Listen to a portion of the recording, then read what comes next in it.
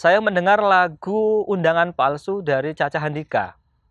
Saya tanpa sadar ikut menyanyikan lagu itu karena sejak kecil saya sudah menyukainya, saya sudah hafal baris lagunya, sampai kemudian saya muncul pertanyaan terhadap lirik lagu tersebut. Di sana ada bunyi, kalau saja aku tahu Salamah itu namamu. Kemudian saya pertanyakan bagaimana ada seseorang berpacaran dengan pasangannya atau seorang laki-laki berpacaran dengan seorang perempuan, tetapi dia tidak tahu nama aslinya.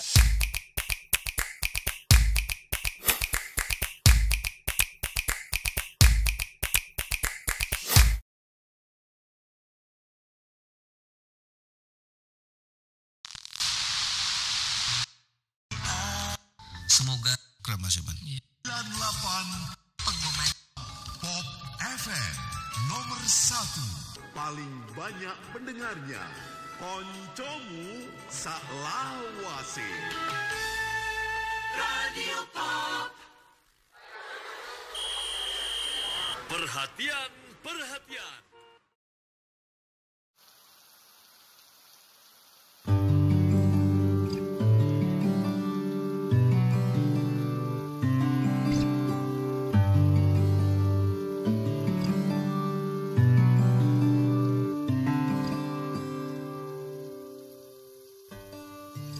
Mengapa dangdut? Tentu alasan ini bersifat personal di satu sisi, tetapi di sisi yang lain saya juga mempelajari bahwa sejumlah penulis di Indonesia, baik prosa maupun penulis puisi, memanfaatkan dangdut sebagai materi dalam penciptaannya, dan ada juga yang menjadikan inspirasi dari lagu dangdut, kemudian kehidupan seorang biduan, kehidupan orkes musik dan lain sebagainya.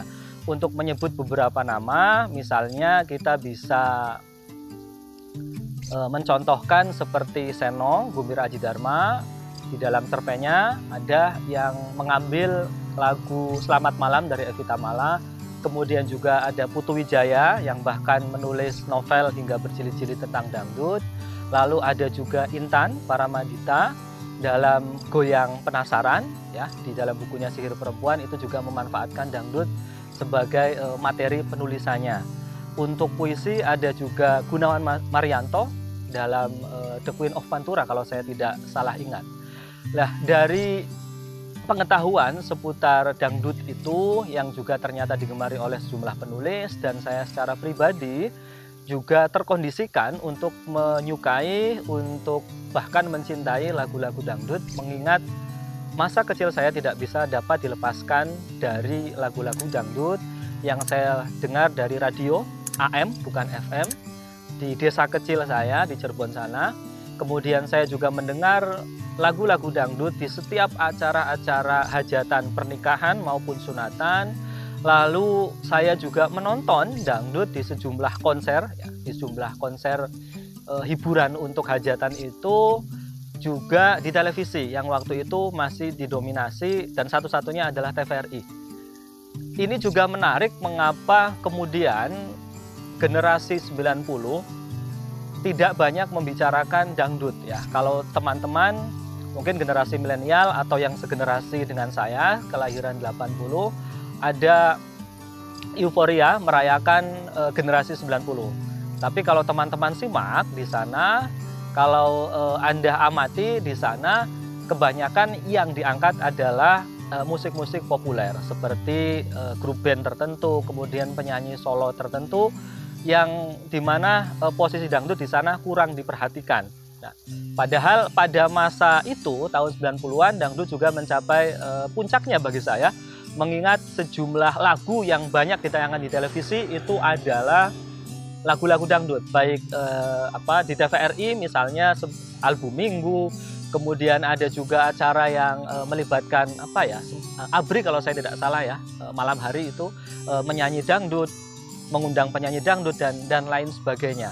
Dengan kondisi masa kecil yang banyak sekali dilimpahi unsur-unsur dangdut, ya, mau tidak mau saya sampai dewasa pun kemudian mengingat sejumlah liriknya, mengingat sejumlah nadanya.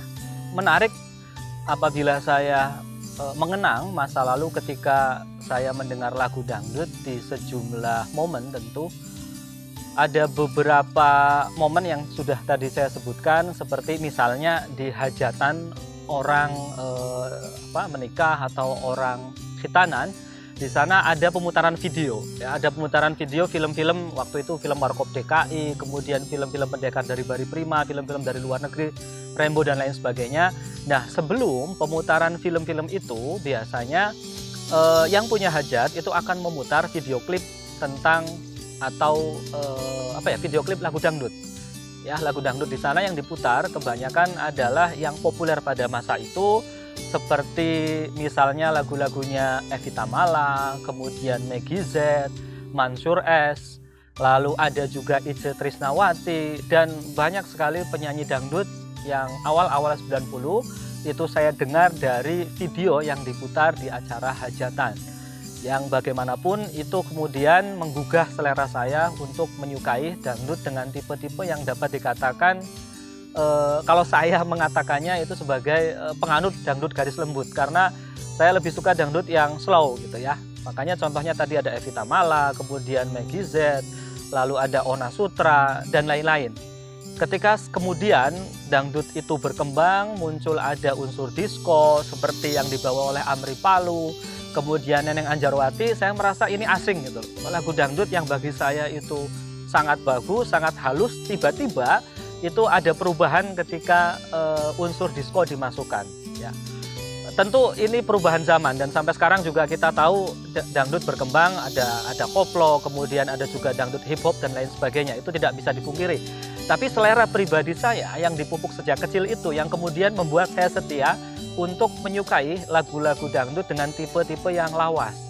Contohnya saja lagu dangdut yang baru seperti dari Siti Badriah, misalnya ada satu lagu dari Siti Badriah, sebenarnya itu lagu sangat mellow dan tidak booming karena mungkin bukan masanya ya.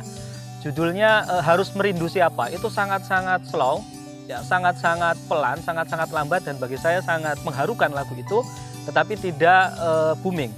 Ada juga lagunya Lesti misalnya dengan dangdut yang slow seperti itu tetapi tidak booming. Kita kemudian generasi sekarang ya lebih akrab dengan notasi yang ada di lagunya Via Valen, kemudian Nela Karisma atau Happy Asmara, atau penyanyi cowoknya siapa ya kalau penyanyi cowok sekarang, misalnya Nazar dan lain sebagainya ya. Saya suka dengan lagu-lagu dangdut ya tipe lawas tadi, tipe yang sangat halus tadi. Selain karena nada itu sudah dari awal mempengaruhi selera saya, di sisi yang lain ternyata lagu-lagu itu juga menyimpan baris-baris lirik yang bagi saya cukup dalam. Ya, tentu tidak dalam seluruh lirik itu mengandung kedalaman sebagaimana puisi, tidak. Ya, tetapi ada baris tertentu yang bagi saya cukup mengena, dan itu baru dirasakan ketika sudah dewasa misalnya. Contoh kecil, saya mengenal kata durjana itu bukan dari Kamus Besar Bahasa Indonesia, bukan dari film, tetapi dari lagunya Caca Handika misalnya. Judulnya itu semua tahu, ya, semua orang pun tahu misalnya. Itu ada lirik Cinta Yang Durjana. Waktu itu ketika SD saya mendengar kata durjana, otomatis saya membuka kamus, ya, kamus kecil yang saya beli di toko di sekitar sekolah itu, kemudian saya menemukan artinya seperti ini. Ya, sampai kemudian beranjak dewasa, ada berbagai musik yang datang kepada saya, seperti lagu-lagu ya anak muda ketika SMP, SMA. Waktu itu saya cukup telat ya menyukai semacam Padi, kemudian Tip X dan lain sebagainya, karena saya sekali lagi masih suka dengan dangdut. Nah, mungkin generasi 90 yang tidak berada di desa seperti saya menyukai musik-musik pop rock seperti Club Project, kemudian Dewa 19, Slank, lalu ya grup-grup band pada masa itu. Sementara saya yang di desa itu semacam diperdengarkan aja lagu-lagu dangdut yang mungkin dapat dikatakan orang mellow dan kadang sisi musikalitasnya dikatakan kurang tinggi.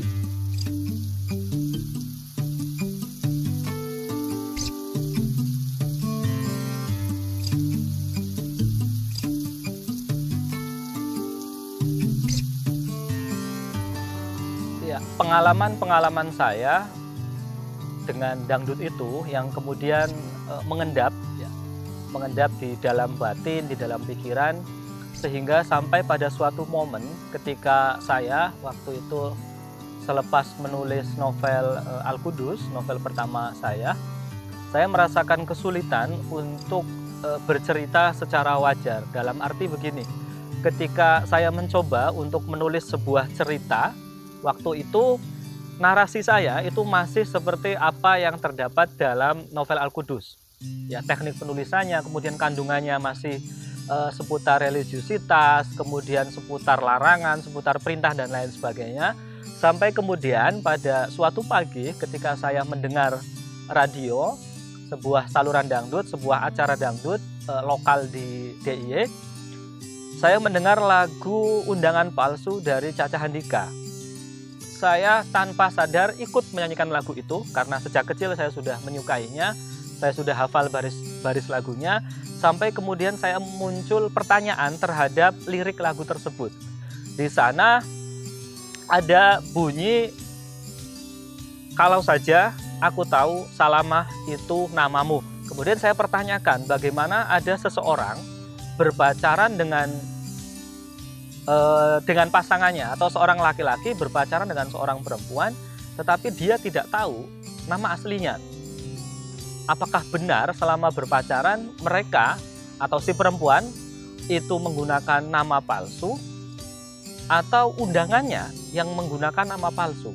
Apa yang kemudian menarik adalah mengapa ketika seseorang lelaki dalam lagu itu menerima undangan palsu, tidak tahu namanya, siapa mempelainya, siapa orang tua mempelainya, tapi dia datang ke pernikahan misalnya. Ini sesuatu yang bagi saya aneh. Kemudian saya pelajari lirik lagu itu, lalu saya perdengarkan lagu Caca Handika yang lain, ada lagu Mandi Kembang, kemudian ada lagu Gantungan Baju, dan lagu yang paling hits yaitu Angka 1. Ternyata 4 lagu ini memiliki keterkaitan tema, memiliki hubungan dalam lirik-lirik lagunya. Nah, temuan itu yang kemudian membuat saya berinisiatif untuk menyusun cerita dari 4 lagu tersebut. Bagaimana seorang yang awalnya datang memenuhi undangan palsu, kemudian kekasihnya itu menikah dengan orang lain. Oh, ternyata kekasihnya itu ternyata tidak mencintai suami dari pilihan orang tuanya, perjodohan dan lain sebagainya. Kemudian ingin berhubungan dengan tokoh laki-laki yang tadi menerima undangan palsu itu. Sampai kemudian saya anggap bercerai, lalu kembali ke kekasihnya yang laki-laki yang menunggu tadi, tetapi tidak betah sehingga cerai, lalu muncul Angka 1 itu. Lagu Angka 1 di mana kita tahu liriknya sangat populer gitu, yang masak-masak sendiri, makan-makan sendiri dan lain sebagainya. Itu adalah rentetan dari 3 lagu sebelumnya. Ya. Dari proses itu kemudian saya ingin mengulik bahwa tidak hanya lagu-lagunya Caca Handika, pasti lagu lain juga memiliki keterkaitan tema, keterkaitan latar belakang latar belakang penyusunan lirik dan lain sebagainya. Ya, saya kemudian mendengarkan beberapa lagu yang menjadi inspirasi dan sekaligus materi dalam cerita-cerita di buku ini. Ya. Di dalam pada sebuah radio dangdut ini, saya setidaknya menggunakan materi sekitar 17-an lagu, ya, 17-an lagu, karena tidak satu judul itu menggunakan satu lagu, tidak. Saya contohkan tadi, satu cerpen itu bisa ada 4 lagu, ada juga 3 lagu, ada juga yang cuma 1 lagu, tergantung. Oke. Ya, selain Caca Handika, saya juga mengulik lirik-lirik lagunya Iis Dahlia.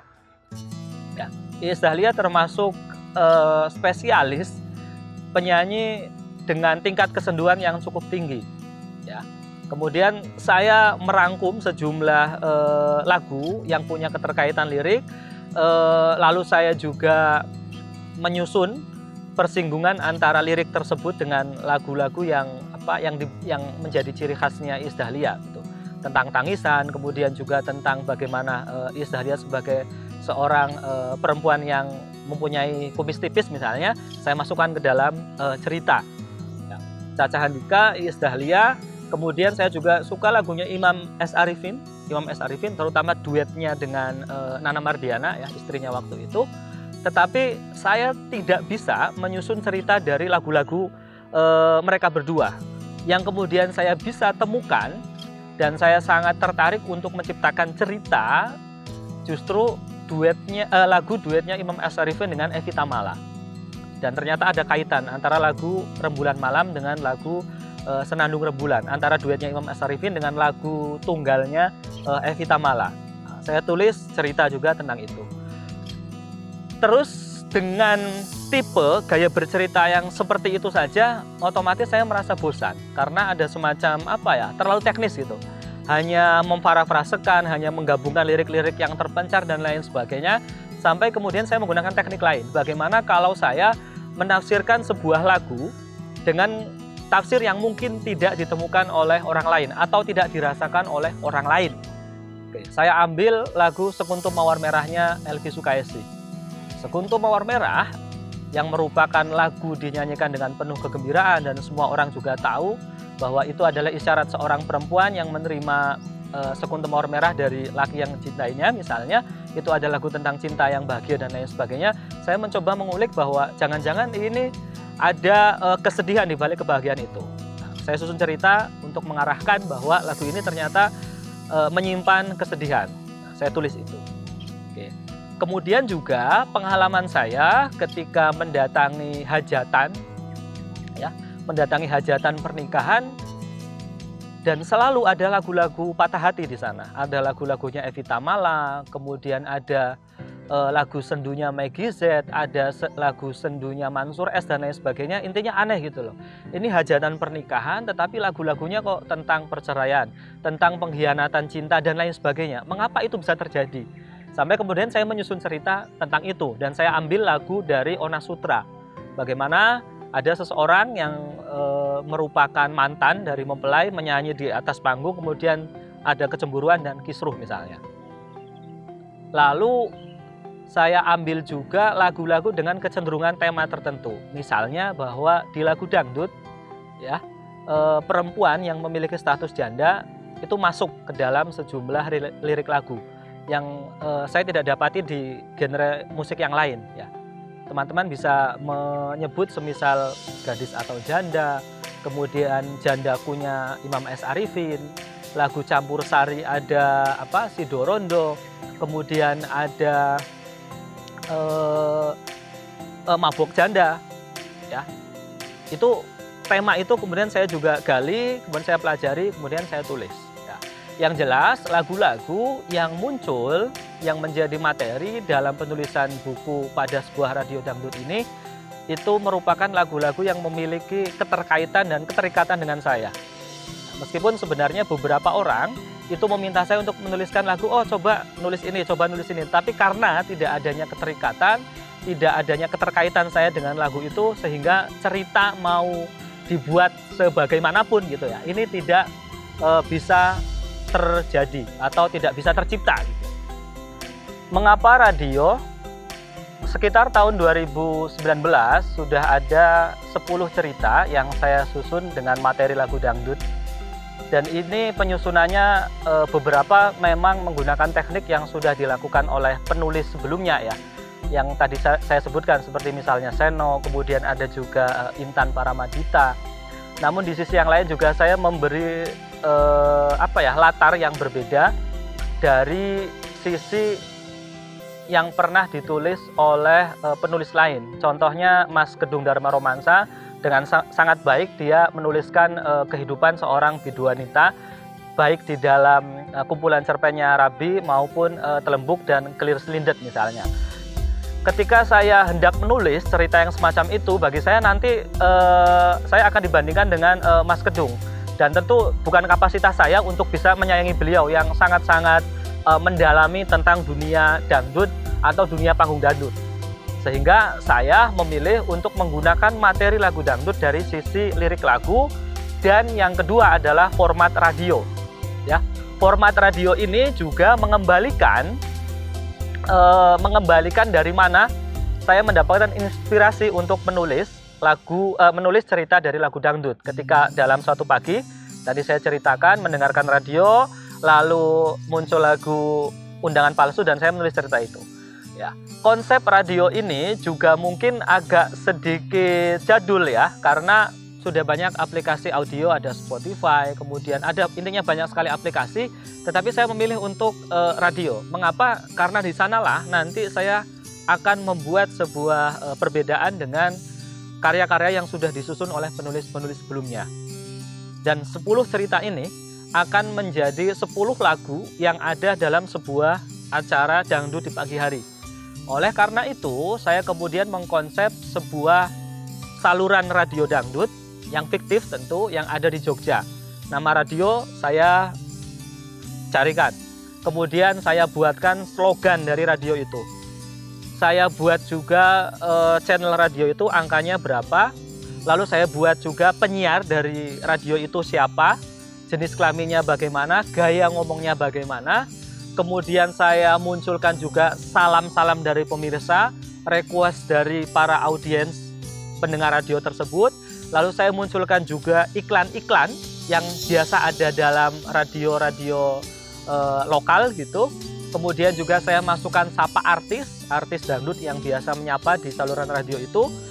Ya, saya himpun cerita-cerita itu dalam sebuah acara dangdut yang diputar pada pagi hari sekitar 2 jam. Jadi saya membayangkan nanti pembaca ketika membuka buku pada sebuah radio dangdut itu seakan-akan sedang mendengarkan radio. Jadi di dalam buku ini ada 2 komponen, yaitu komponen keterbacaan yang berarti teman-teman harus membaca cerita. Kemudian di sisi yang lain itu ada komponen yang sifatnya adalah audio. Ketika kalian secara tidak langsung membaca teks dari penyiar, tapi seolah-olah mendengar bahwa penyiar itu sedang bicara. Sama juga ketika kalian membaca teks tentang iklan. Ya, iklan-iklan tertentu yang di radio lokal, itu kalian akan bisa membayangkannya ketika membaca buku itu. Jadi ini ada semacam proses audio, kemudian ada proses visual dari segi membaca. Dan ini juga berasal dari ini ya, semacam pemikiran bahwa dangdut itu ya bisa ditonton, dangdut itu ya bisa didengarkan, dan dangdut itu bisa dibaca. Nah, saya mencoba merangkum itu dalam buku, dan tentu karena ini bentuknya buku, maka dangdut ini akan lebih banyak untuk dibaca dibandingkan untuk ditonton, apalagi ditonton, apalagi didengarkan. Tetapi ketika nanti para pembaca membuka buku ini, saya harapkan mereka bisa membayangkan bahwa mereka sedang mendengarkan sebuah radio.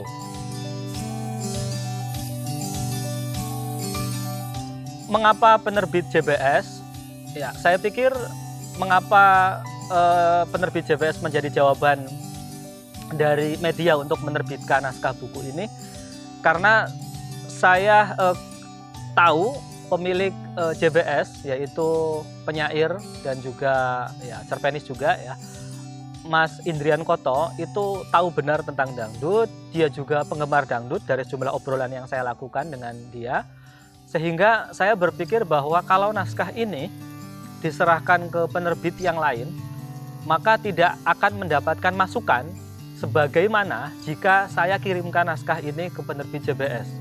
Dan benar saja, ketika naskah itu saya kirimkan, draft naskah itu saya kirimkan ke penerbit JBS, kemudian dibaca oleh Bang Koto, oleh Bang Indrian Koto, beliau memasukkan banyak saran ke dalam draft itu. Ada beberapa catatan yang tidak bisa saya sebutkan satu persatu ya, karena sangat banyak. Misalnya, yang pertama tentang bagaimana nada dari seorang penyiar misalnya. Waktu itu saya tidak berpikiran untuk menciptakan nada dari segi penyiar. Yang ada adalah ya proses keterbacaan saja. Saya tidak membayangkan seorang penyiar yang mungkin cenderung cerewet, kemudian sedikit formal, itu belum terbayangkan. Kemudian yang kedua, dia juga menawarkan sejumlah alternatif dari ending cerita yang ada di dalam buku itu. Ya, jadi yang endingnya semula adalah A misalnya, itu harus saya ubah menjadi F atau harus saya ubah menjadi M. Karena memang masukan yang diberikan oleh Bang Koto itu lebih baik dibandingkan apa yang sudah saya tulis sebelumnya. Kemudian dari segi bagaimana pembagian bab atau pembagian semacam ya chapter gitu ya, di dalam buku itu juga beliau banyak sekali memberi masukan. Ini yang bagus kayak gini loh, iklannya harusnya gini. Kemudian harusnya juga ada lagu dangdut yang fiktif. Dan banyak sekali, termasuk juga inspirasi. Nah, mungkin ini untuk inspirasi itu yang tidak bisa saya penuhi. Jadi beliau termasuk yang kadang bercerita tentang interaksi dia dengan dangdut dan punya harapan saya menuliskannya, dan itu tidak bisa saya laksanakan. Ada banyak masukan, lebih banyak yang saya terima, meskipun ada juga sebagian kecil yang saya tolak karena saya mempertahankan pendapat saya di dalam penyusunan buku itu. Jadi sekali lagi, mengapa penerbit JPS yang kemudian saya pilih untuk menjadi media dalam penerbitan buku ini adalah karena tadi bahwa saya yakin kalau saya serahkan naskah ini ke penerbit yang lain itu tidak akan mendapat masukan yang sangat besar, yang sangat penting, yang sangat berarti sebagaimana yang diberikan oleh pemiliknya penerbit JPS.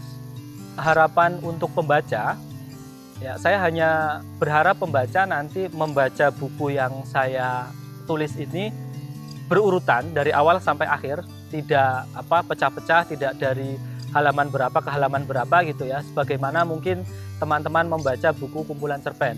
Mengingat ini adalah prosa, saya menyusun cerita ini dengan keutuhan.